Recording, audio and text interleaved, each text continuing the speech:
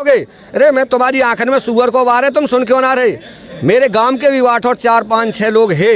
एक टोडल सिंह है, वाह जो दाम दे कर रो वाह को काम कर रहा हूँ। मैं टोडल के मुँह पे भी कह सकूँ और फिर भी कह सकूँ, और एसडीएम के मुँह पे कह सकूँ, और मैं वहाँ के तहसीलदार के मुँह कह सकूँ, और बलराम सिंह के मुँह पे भी कह सकूँ। मैं सबते कायदे डन्नारों में मर मार को तैयार हूँ। जब तक मेरो प्लॉट ना मिलेगा और सही जगह पे ना मिलेंगे अधिकारी थे, तो जब मैं पूरे वहाँ में जाके तहसील में हंगामा बचा दूँ, मर मारते तो मैं डर ही ना रहो। मैं तो जिंदगी तो झिको हूँ। बलराम सिंह ते क्या आयो 3 लड्डू जब तक छाती बना धरे जाएंगे, और एसडीएम साहब भी बैठे। जब तक मैंने राजपूत के घर में जन्म लियो, हेट ना मानूंगा ना। बीजेपी से तो उम्मीद ही छोड़ दीजिए। ये जाग गए ना तो बहुत कुछ हो जाएगा सर। अभी युवा जो है ना, वो अभी मतलब बड़े बूढ़ों पे छोड़ रखा है। जो वो कर रहे हैं उनके उस पे। जिस दिन अगर उन्होंने ये कह दिया कि अब लड़ना है, तो यहाँ भट्टा पारसोल से आने वाले टाइम में उससे भी ज़्यादा खतरनाक हो सकती है यहाँ पे, क्योंकि जितने हम शांत हैं उससे ज़्यादा हम मतलब अंदर से जले हुए हैं इन सब चीज़ों से। हम अपना गांव तो बिल्कुल नहीं देंगे। आप बताइए, अगर हमें आप यहाँ से उखाड़ दोगे तो हमारे पास क्या बचेगा? क्या पैसा ही हर चीज़। रोही और जो भी गांव उठे वो उसकी हालत क्या हो रही है। अभी बंदे बोल रहे थे कि उसका 400 गज का या कितने का भी मुआवजा नहीं मिला। अधिकतर युवा अपनी 20 लाख रुपए मैंने अपनी डिग्री पे लगाए हैं। क्या सरकार का दायित्व ये है कि गांव उठाएंगे? गांव में तो अगर हाथी आ जाए या ऊंट आ जाए ना, तो भी लोग इकट्ठा हो जाते हैं, बच्चे इकट्ठे हो जाते हैं। तो इकट्ठे होने से मतलब नहीं है। आने वाले चुनाव पर पूरा असर रहेगा सर। नोटा दबाएंगे जी हम तो।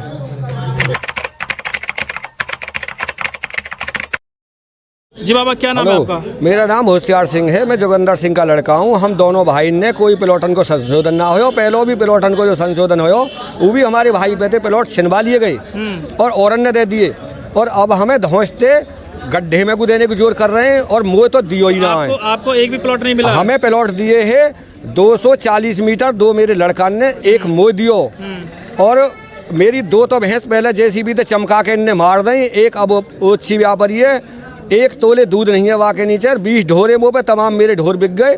अब भी मुँह पे 8-7 ढोर हैं। एक जाटेब के घर में मैं 7 महीना ते रह रहा हूँ, और किराए पे रह रहे हैं क्या? मैं किराए पे ना रह रहा हूँ, वैसे ही हिमदर्दी में रह रहा हूँ, यारा नाते में। और जी न्यार को और हर चीज़ को मैं परेशान हूँ। भैंस चरा लूँ, बांध लूँ, और मेरे संग में इतना गलत काम करो। मैं एसडीएम साहब के पास मंचा जब जा रहा हूँ, मैं परसों अथॉरिटी गया हूँ। बलराम सिंह ने नौ कही कि पैसा निबट चुको है। 36 लाख रुपया मैंने बांट दिया, तो 36 लाख एक के 2 बार भी गिर रहे हैं, और एक मकान के कई बार भी गिर रहे हैं, और घपलो बिकट चल रहा हो। मैं बोलो क्या तो तुमने खाया होगो या औरन ने खाया होगो, मैंने तो कुछ खाया है ना। मेरी 1350 मीटर जगह गई है। 1350 में एक फाइल गुम कर दी है, और फाइल भी वही बढ़िया गुम करी है जहाँ में मेरी उनने मरी हुई भैंस बलराम सिंह ने और तहसीलदार साहब ने, एसडीएम साहब ने दब्बाई जा में। दोनों भैंस गड्ढे खोद के दब्बाई, दोनों भैंस 2 दिना में। एक तो ससक के मरी है, एक संग की संग मर गई है। 2 भैंस खत्म है गई, और इनने मोह घर ना दिए। 2,33,000 रुपया मोह कुल दिए एक घर के, जो मेरो घर हो, और 3 बैठक स्वयं एक सिंह है। और उनके अभी वीडियो रील भी है, मेरे लड़का की शादी की वीडियो रील बनी हुई है। उनते 1 फुट और तीसरी बैठक थे ज़्यादा ही। जिनने दाम दे दिए उनके ज़्यादा आगे होंगे, जिनने कम दिए हम बार उनके आई ना। 2,33 काई मोह तो ऐसा लगे हमारे गांव में कई झोपड़ी के भी ना आए होंगे। 150 गज के 2,33,000 रुपये दिए। नौ कह दी और 30 में रुपये ही ना, या तो सवाल ही ख़त्म कर दो। बलराम सिंह ने मोते खुद कही है, एसडीएम साहब ने खुद कही है, तहसीलदार ने नौ कह दी मेरी बदली है कि मैं तुम और अपनी बदली करा लो, तो कोई परेशानी ना। जो कछ है वो ठीक है, अब कोई सुनाई नहीं होगी तुम्हारी। अच्छा, मैं वहाँ से दिन छिपे आया हूँ हार के। जब बस पकड़ी है बड़ी मुश्किल से, जब घर आया हूँ, और भैंसिया उच्छी व्यापारी, फिर मैंने आके वहाँ को झेंगरो सुधार के जब रात को सोया हूँ, कोई सुनाई ना है रही। आप ये बताएं, आप रोही गांव के रहने वाले हैं। हाँ, और एक बैठक के तो सुनो, एक बैठक के आए 4,22,000 रुपया, और 2 बैठक, एक बैठक के तो 4,22,000, 2 बैठकन के जो और 1 फुट बढ़ी है उनके आए 4 लाख रुपया। नौकरे और 30 में रुपया खत्म है गो। मैं बोल जो कंस गणेश खरीदते में ही तुम्हारा रुपया खत्म है गो, तो तुम हद का ब्याह कैसे करोगे? अरे मैं तुम्हारी आंखन में सुअर को वारे, तुम सुन क्यों ना रहे। मेरे गांव के भी 8 और 4 5 6 लोग हैं। एक टोडल सिंह है, वाह जो दाम दे कर रो वाह को काम कर रहा हूँ। मैं टोडल के मुँह पे भी कह सकूँ और फिर भी कह सकूँ, और एसडीएम के मुँह पे कह सकूँ, और मैं वहाँ के तहसीलदार के मुँह कह सकूँ, और बलराम सिंह के मुँह पे भी कह सकूँ। मैं सबते कायदे डन्नारों में मर मार को तैयार हूँ। जब तक मेरो प्लॉट ना मिलेगा और सही जगह पे ना मिलेंगे, जब तक मैं पाछो ना छोड़ूंगा। और हमारे गांव के देवेंद्र सिंह ने हम पे सहमति लगाई कह के अब वो बोटन को भागे डोल रहे हैं और उन्होंने सोच रहे हैं कि हाथ जोड़े और पाम पूजे। मैं बिल्कुल हाथ जोड़ूंगा और पाम ना पूछूंगा, चाहे मैं उनसे कम छोटो काश्त करना हूँ। मैं आपकी समस्या हो चुकी हाँ। है, लेकिन जैसे आज ये रनहरा गांव में पंचायत हो रही है हाँ। और आप दूसरे गांव के रहने वाले हैं, आपकी जमीन भी गई है, तो यहाँ पर आने का क्या मतलब था? यहाँ अधिकारी आए हैं? यहाँ मैं नहीं आया हूँ कि ये बात है जाए अधिकारी को, तो मैं अधिकारी की तो वो मालूम ही ना कौन कौन से अधिकारी हैं, नहीं मैं उनसे तो ढंग से कहूँ अधिकारी थे। तो जब मैं पूरे वहाँ में जाके तहसील में हंगामा बचा दूँ मर मारते तो मैं डर ही ना रहो। मैं तो जिंदगी तो झिको हूँ। बलराम सिंह से क्या आयो 3 लड्डू जब तक छाती बना धरे जाएंगे और एसडीएम साहब भी बैठे, जब तक मैंने राजपूत के घर में जन्म लियो हेट ना मानूंगा ना अब भी मानूंगा।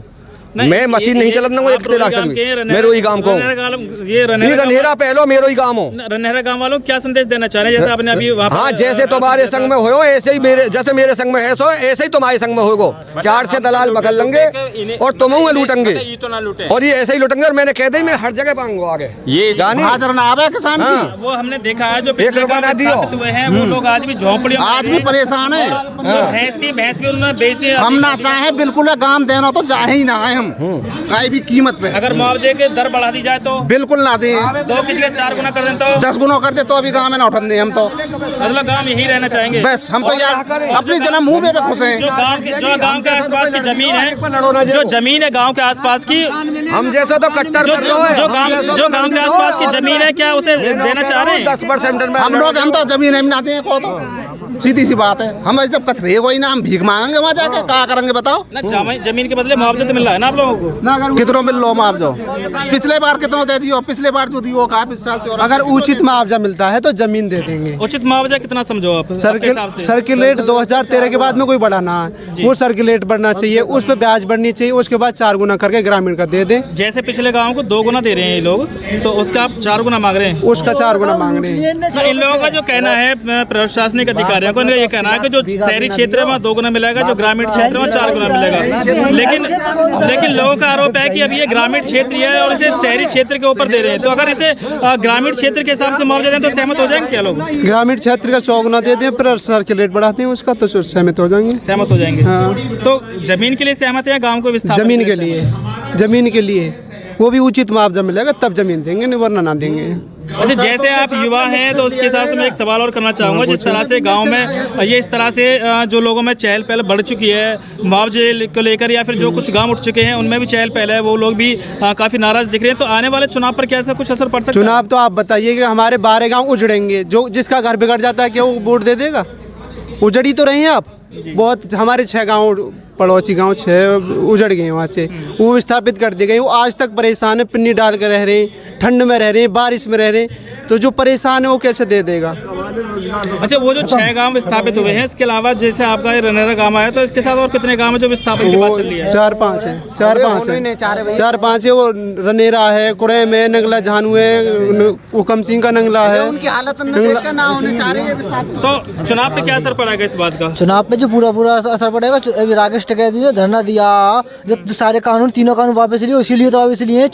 पश्चिम बंगाल में हार गई, पंजाब हार गई, सब सारी स्टेट हारते आ रही है, इसीलिए तो ये चुनाव ये 3 कानून वापस लिए हैं। अब 1 साल में नहीं, पहले भी ले सकते थे। जो बीजेपी है वो उसकी चर्चा है आमतौर से, जो अन्य प्रदेशों में बता रहे हैं या अन्य जगहों पर बता रहे हैं, कभी हमने वहाँ जेवर एयरपोर्ट दिया है तो लोग बड़े खुश हैं हमसे और वोट भी हम ही को देंगे, क्या ऐसा कुछ है? जेवर एयरपोर्ट की वजह से खुश है ऐसा कुछ नहीं है, लेकिन नंबरवार जब किसान ही खुश नहीं है, 6 गाँव उठे, 6 गाँव की जाकर सर्वे करो एक बार तुम। आप हमारे आज तक ये खड़े अभी आपको बोल के भी गए आपके सामने, जो मकान मिले वो कम से कम 12 फुट तो भर्त करके दिया है, एकदम जंगल। और मकान एक बारिश में मकान फट गए, उन फटे हुए मकानों को पैसा नहीं मिला आज तक। एसडीएम साहब उनको जो आज तक मतलब जहाँ उनकी डेथ शमशान घाट ना मिले, उन्हें लोगों की डेथ हो जाती है। जो जेवर तहसील में जाके शमशान बॉडी में आग लगाई है एडीएम साहब ने, तब तो सुनवाई की नहीं है उनकी। यहाँ पे आके बोल देते तुम्हारी सारी सुनवाई होगी, डीएम ऑफिस में जाओ, अजी वेट करो साहब अभी मीटिंग में चल रहे हैं, उनसे कुछ फालतू बोलो। अजी अभी तुम ज़्यादा फालतू बोल रहा, तुम ज़्यादा हो रहा, मंत्री हो रहा। आप कौन से गाँव पे रहने वाले हैं? हम तो रनेरा के ही हैं जी। मतलब आपको पता है लोगों की समस्या है? सर ऐसा है, पहले राउंड में हमारी ज़मीन जा चुकी है, पहले चरण में जो रनेरा की कुछ ज़मीन चलेगी उसमें गई थी, लेकिन दूसरे चरण में जो ज़मीन जाएगी उसमें भी थोड़ी सी है, जो गांव जाएगा अब तो उसके हिसाब से हमें तो पता पड़ गया ना कैसे हुआ कैसे नहीं हुआ। और वहाँ जाओ जी पैसा अलग मांगे, अब जाके बोलो मुँह से तो बोलते नहीं है। जो बीच में लोग हैं उनसे जाकर तुम 1-1 लाख रुपया दे के, लोगों ने 5.5 लाख रुपये फंसे पड़े, 1-1 लाख रुपया दे के मंगाए 5.5 लाख रुपये। वो तो मजबूरी बन रही है लोगों की, मंगा रहे हैं। मैं भैया एक ये बात कहना चाहता हूँ गांव के विस्थापन के संबंध में। मैंने कहा ज़मीन चलो हम दे भी देंगे, सरकारी काम है, सहयोग करेंगे हम।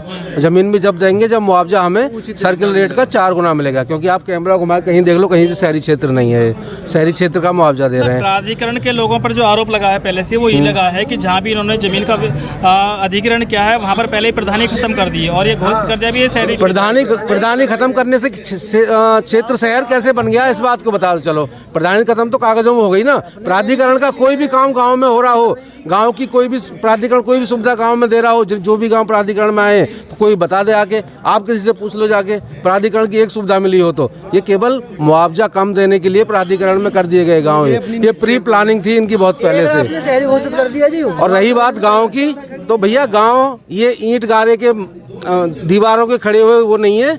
यहाँ पे सब लोगों की भावनाएं, घर परिवार सब जुड़े हुए हैं। इसका कोई मुआवजा नहीं बनता है, चाहे सरकार कितना भी दे ले, लेकिन ना तो हमारी पुरानी यादें, ना हम गांव में जो रहते आए बचपन से अब तक बड़े हुए हैं, हमारे बड़े बूढ़े रहे, वो कुछ नहीं दे पाएगा। तो गांव तो भैया विस्थापन हम होने नहीं देंगे किसी भी कीमत पे। और ज़मीन दे सकते हैं सरकारी सहयोग के लिए, वो भी हमें उचित मुआवजा मिले 4 गुना। तो अच्छा, आज की जो पंचायत है इसका उद्देश्य यही है क्या? हाँ बिल्कुल, यही उद्देश्य है इसका। अभी किसी ने मुझे बताया था कि आने वाली 7 जनवरी और 11 जनवरी में यहाँ पर अधिकारी बात है, क्या उसी को लेकर रणनीति बनाई जा रही है? उसी को लेकर रणनीति है और सब लोग सहमत है इस बात पे कि गाँव नहीं उठने देंगे किसी भी कीमत पे। क्या कहना चाह रहे हैं आप? सर 6 गाँव उठाए गए हैं, उनमें कितने युवाओं को रोजगार दिया गया है अभी तक?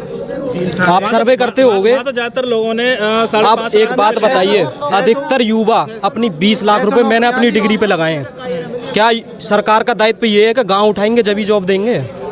ये बताइए आप।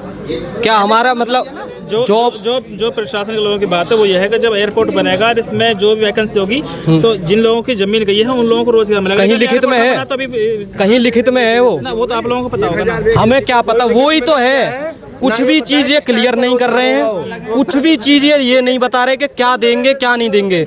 ये तो एक बीरबल की खिचड़ी है कि हाँ वो दे देंगे वो दे देंगे। कुछ लिखित में तो बताओ, क्या है उसमें सहमति पत्र कुछ नहीं। कोई भी इन्होंने जो है कोई भी ऐसी सभा नहीं बैठाई जिसमें बताया गया।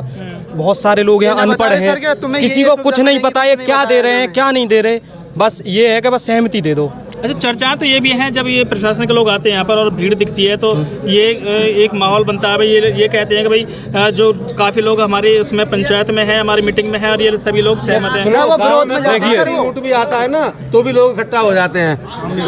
दोबारा बताओ। गाँव में तो अगर हाथी आ जाए या ऊँट आ जाए ना तो भी लोग इकट्ठा हो जाते हैं, बच्चे इकट्ठे हो जाते हैं। तो इकट्ठे होने से मतलब नहीं है कि सहमति दे दी, लोग आते हैं उनकी बात सुनने, क्या लाए हैं क्या दे रहे हैं। तो आज ये नहीं हो रही होती यहाँ पे सभा, सहमति होती तो ये सारी सभा नहीं होती यहाँ।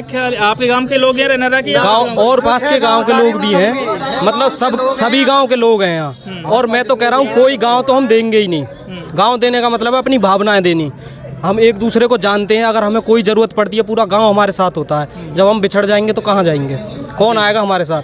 कहीं हम जाएंगे तो जैसे कुत्ते को नहीं लताड़ देते ऐसे भगा दिया जाएंगे। वैसे जैसे आप लोगों से अधिकारियों ने बात की हो तो बता रहे हो, हमसे किसी अधिकारी ने बात नहीं करी। विस्थापन होगा तो कब करने की बात कर रहे हैं? कुछ बताया ही तो नहीं है कि हम पहले से तैयार भी हों। अचानक नोटिस आएगा निकाल दिया जाए, बिना नोटिस के तोड़ दिए गए हैं घर।